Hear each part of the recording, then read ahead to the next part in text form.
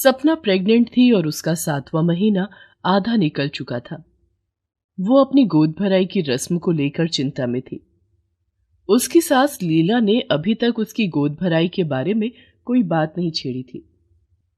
सपना इस बारे में लीला से बात करती है। माँ जी, माँ का फोन आया था।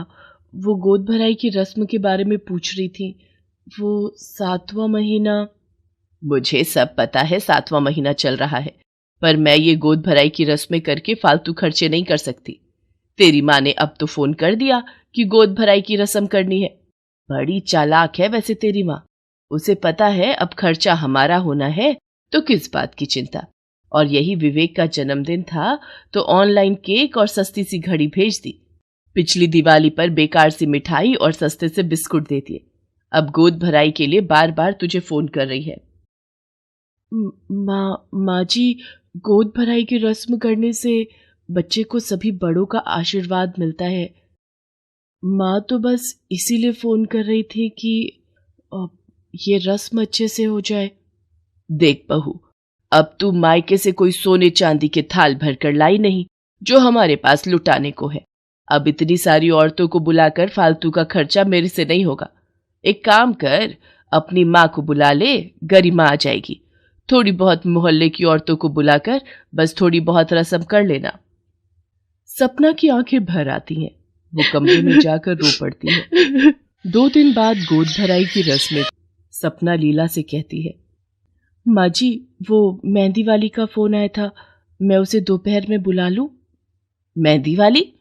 उसे क्यों बुलाया है? वो कल गोद भराई का फंक्शन है तो मैं सोच रही थी मेहंदी लगवा लेती।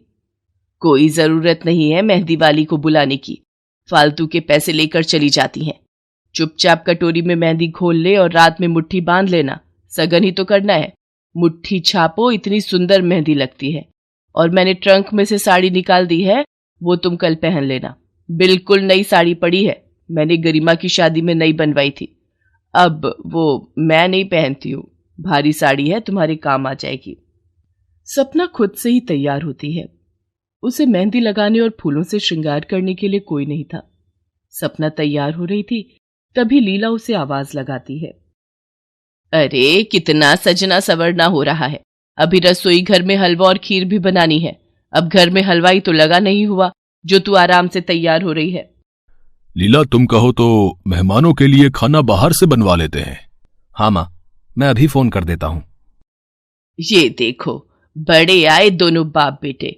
एक तो पहले ही अपनी पसंद की गरीब लड़की उठा लाया, अब खर्चों पर खर्चे।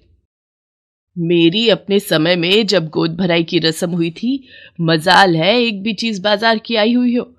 सारा खाना तुम्हारी दादी के साथ मिलकर बनवाया था।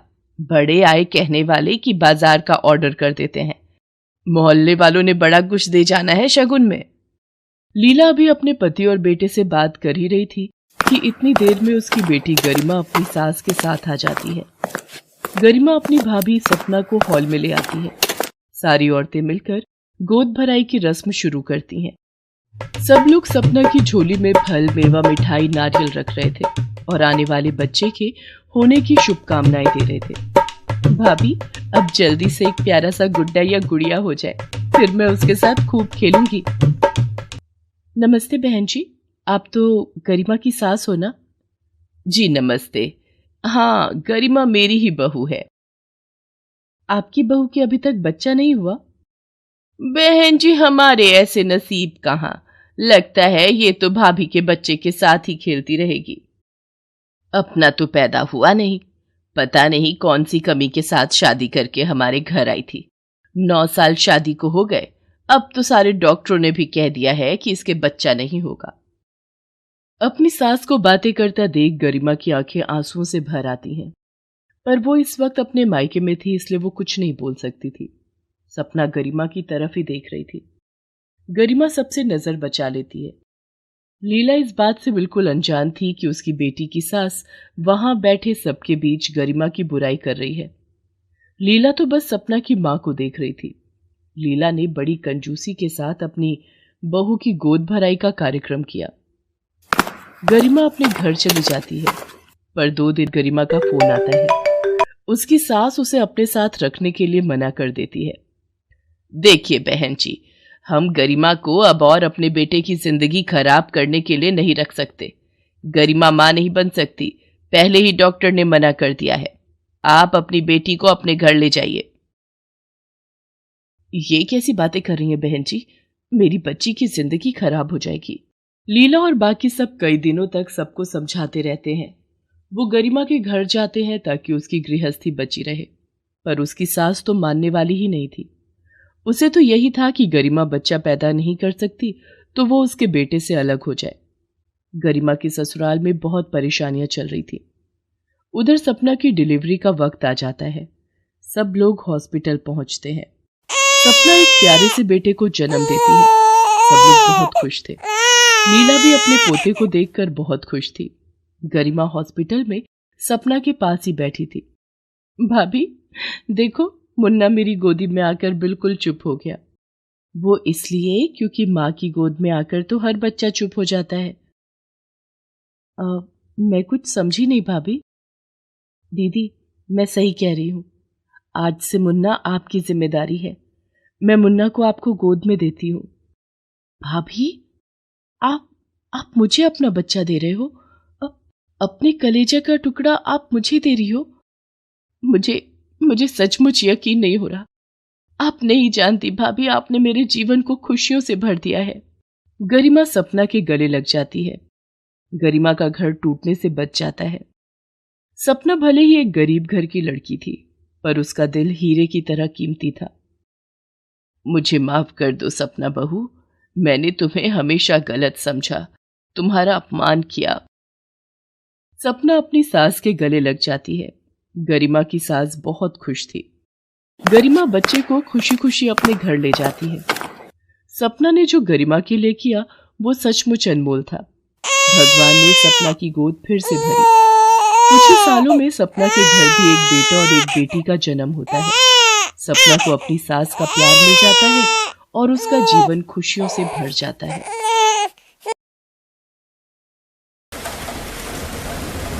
रेखा और मदन घर के अंदर एक कोने में बैठे हुए हैं क्योंकि बाहर बहुत बारिश हो रही है और उनके छत से बारिश का पानी घर के अंदर आ रहा है। ये तो हर बार का है, अब घर के अंदर पानी भर जाएगा। एक दिन बारिश होती है तो छत पर पानी जमा हो जाता है। छत की मरम्मत करनी होगी। कैसे करें मरम्मत? पैसे हो तब ना। यहाँ तो खाने के पैसे तक नहीं है। मदन और रेखा इस बात से बहुत परेशान है। रेखा की सास बिमला बीमार है, वो चल नहीं पाती है, इसीलिए परेशानी 10 गुना बढ़ जाती है। बिमला बिस्तर में सोई हुई है और छत से उसके ऊपर बारिश की बूंदें गिर रही हैं। माँ जी, आप ठीक तो है ना? कहाँ ठीक हूँ बहू, सोचा था जिंदगी के आखिरी कुछ साल आराम से बीतेंगे, लेकिन ये तो उल्टा ही हो रहा है। इन लोगों की हालत इतनी खराब नहीं थी। मदन अपनी नाव लेकर नदी से मछली पकड़ता था और बाजार में बेचता था। तब मदन की अच्छी कमाई होती थी। वो हर रोज 500 रुपए घर लाता था। बिमला भी बीमार नहीं थी। तब तीनों खुश थे। रेखा, अरे ओ रेखा, अरे ये देख मैं क्या लेके आया हूँ। अरे बाप रे, इतनी बड़ी मछली! वाह बेटा, तू कितना ख्याल रखता है हमारा। मछली लेकर रेखा रसोई चली गई। बिमला अपना कमरा साफ करने लगी और तभी अचानक से भूकंप आ गया। तब उन लोगों का घर बांस और मिट्टी से बना हुआ था। वो घर भूकंप सह नहीं पाया और वो गिर पड़ा। बिमला उस घर के नीचे दब गई। बचाओ, मुझे कोई बचाओ। उधर मदन के ऊपर भी कुछ बांस गिर गए और मदन का दाहिना हाथ टूट गया। बस रेखा बच गई। रेखा ने बिमला को निकाला तो पता चला उसके दोनों पैरों में बाहरी जख्म आए हैं। उसके बाद से बिमला चल नहीं पाती। मदन का हाथ ठीक नहीं हुआ। जो भी कुछ बचे पैसे थे उसी से नया छत वाला घर बनाना पड़ा। लेकिन उसके बाद से मदन ज्यादा मछली नहीं पकड़ पाया। मदन नदी में नाव लेकर जाता तो बाकी मछुआरे उसका मजाक उड़ाते। क्या मदन भाई, एक हाथ लेकर कितनी मछली पकड़ लोगे भैया, हैं? अब क्या करें, काम चलाने लायक हो जाए तो यही बहुत है। ऐसे ही जिंदगी चलती रही और कुछ दिनों बाद बारिश से छत पर पानी जमा होने लगा। वो लोग और ज्यादा परेशान हो गए। सुनिए जी, घर में खाने के लिए कुछ नहीं है, कुछ पैसे चाहिए थे। कहाँ से लाऊं पैसे? एक हाथ से दिन में 3-4 ही मछली पकड़ पाता हूँ। छत भी ठीक करनी है, क्या करूं कुछ समझ में नहीं आ रहा है। माँ जी की तबीयत भी बहुत खराब है। ठीक है, आप जाइए, मैं महाजन से पैसे उधार लाती हूँ। पैसे तो मैं दे दूंगा, लेकिन मुझे 1 महीने के अंदर पैसे वापस चाहिए, वो भी सूद समेत, समझ गई? ठीक है, मैं पैसे लौटा दूंगी। रेखा महाजन से 1 महीने के राशन के पैसे लाई। हे भगवान, ये क्या हो रहा है? अब खाने के लिए भी पैसे उधार लेने पड़ रहे हैं। चिंता मत कीजिए माँ, मैं कुछ भी करके पैसे लौटा दूंगी। कैसे लौटाओगी? पैसे आएंगे कहाँ से?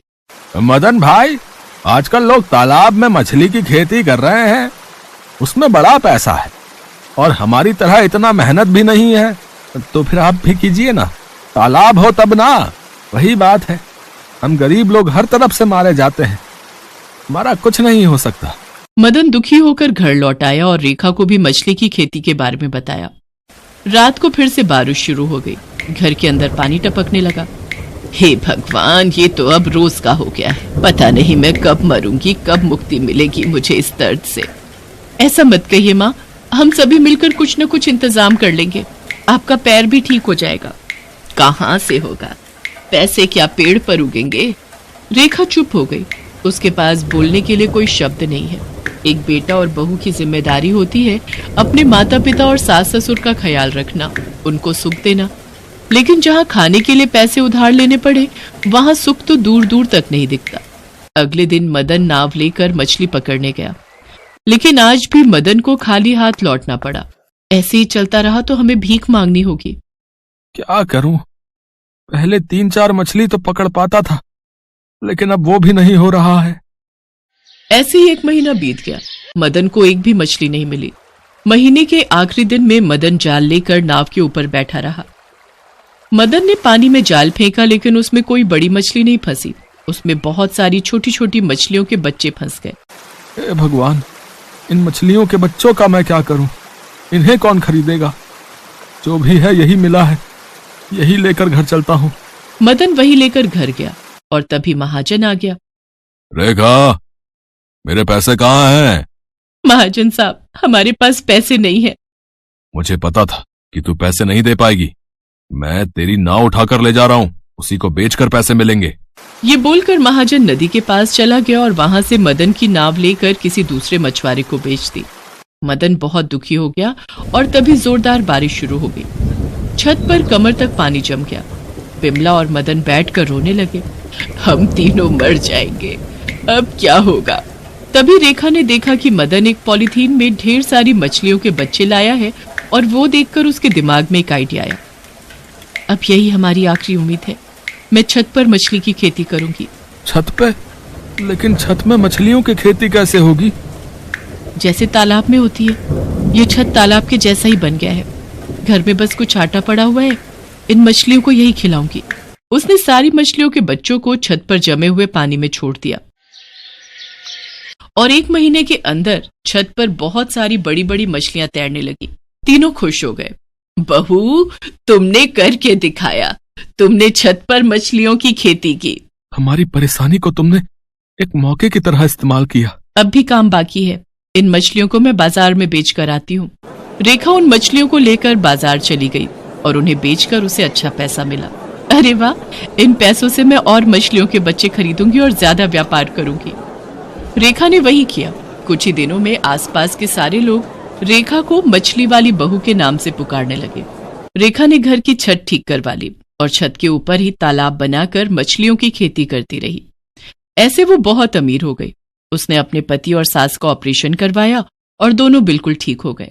इसके बाद वो तीनों खुशी खुशी जीवन बिताने लगे। हेलो दोस्तों, कैसे हैं आप सब? हमारी कहानियाँ देखने के लिए हमारे चैनल को सब्सक्राइब कीजिए और हाँ, बेल आइकॉन पर क्लिक करना मत भूलिएगा।